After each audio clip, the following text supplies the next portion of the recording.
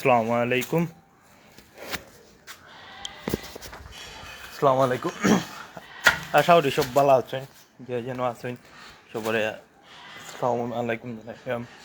গরম খুব বেশি পড়ছে আর গরমর আমি গতদিন দেখলাম আমরা মেইন রাস্তাত যেটা আছে হাইওয়ে এখানো খাত করার লাগিয়ে গাছালি খাটি পালানি যাই হোক এটার কোনো একটা কাজর লাগে কাটা হোক এটা নিয়ে আমার মাথাগুলো নিয়ে কিচ্ছু নাই।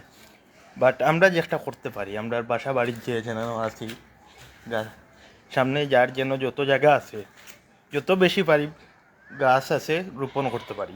রোপণ করলে কী হইব, এই গাছগুলা ছায়া দিব, গরম কিছুটা হইলেও কমবো।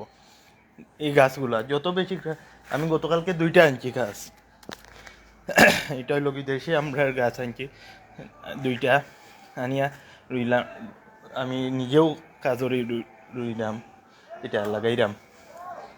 আর গরমর লাগি যে যেন আছি বেশি বেশি ওই গাছ টাছ আমরা রোপণ করি, এটা গাছে ছায়া দিব।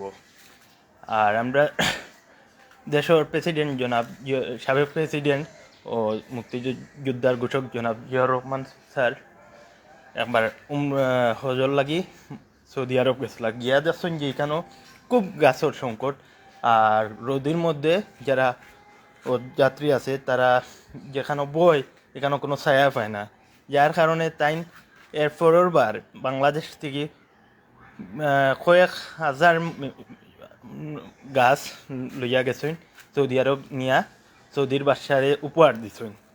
এখন আজ পর্যন্ত সৌদি আরব এই গাছগুলার নিচে মানুষ যাত্রী হোক উমরা যাত্রী মানুষ এই গাছগুলার নিচে বয়। এটা যে তাই একটা দোয়া পাইরা, এটা আসলে অনেক বড় জিনিস। সেই মোলান আমরা যে যেন আছি বাসা বাড়ি যত বেশি পারি গাছ রোপণ করি। আর আমার বাসাত বিশেষ করি খালি গাছ টাছ না, একবারে বাসার ছাদটা পরিষ্কার করা থেকে বিভিন্ন ধরনের কাজ আমি নিজে করি। এটার লজ্জার বা শরমর কিচ্ছু না, আমার বাসার দায়িত্ব অন্য কেউ হইয়া পালন করতো না, আমি নিজে করি। তো ওদো কাজকে গাছ করে নিলাম। আর যে যেন আসেন সবে এই ধরনের কাজও একটু আগে যায়, গাছ টাছ বেশি করে রুই। আর হাইওয়ে কাজ শেষ হওয়ার পরে আমার আবেদন রইল, যদি কোনো খালি জায়গা থাকে যত বেশি গাছ রোয়া যায় তত ভালো। গাছটা আর কি প্রাকৃতিক একটা আমরা শান্তি দেয়, অক্সিজেন যে একটা আমরা পাইলাম, সবচেয়ে বড় অবদান একটা গাছ থেকে অনেক অক্সিজেন আয়। অক্সিজেন, ফল ফ্রুট, যে কোনো বিষয় সবজি যা ধরেন একটা গাছ থেকে। তো যে যেন আসি লাইফটার করার উদ্দেশ্য হইল কি আমরা বেশি করে গাছ রোপণ করি যেন। আসসালামু আলাইকুম।